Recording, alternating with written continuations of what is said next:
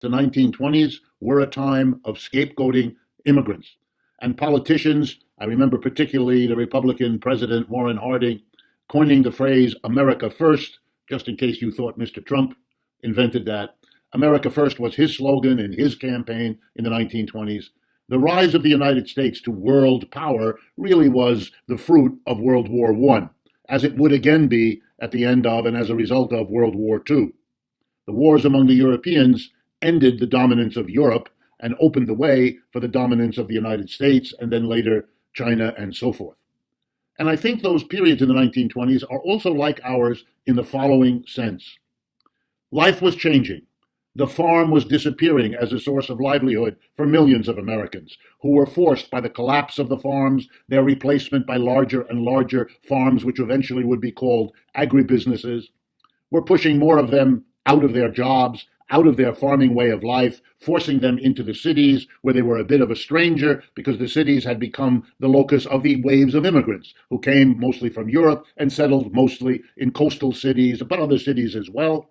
The rush of population going to the cities where there were at least tenements and apartments, rural parts of the United States couldn't and didn't absorb very many of them, and so on.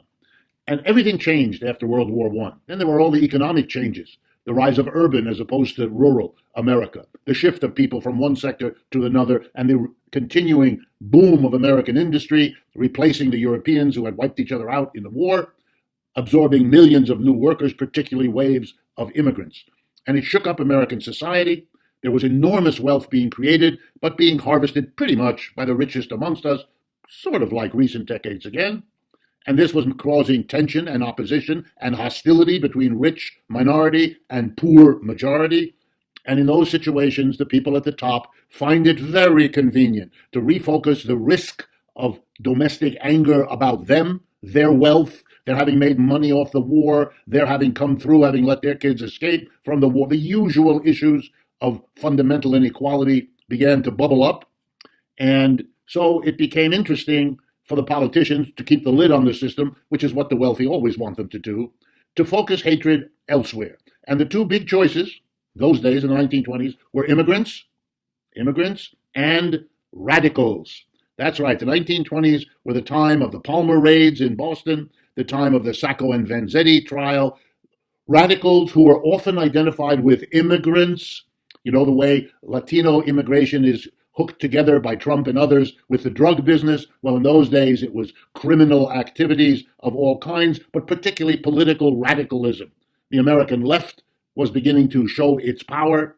The labor unions were crushed, so they declined in the 1920s, and partly the attack on the left was pretty successful, but it was all carried over with a hostility to immigrants who were closed out by the law of 1924, but were also attacked left and right.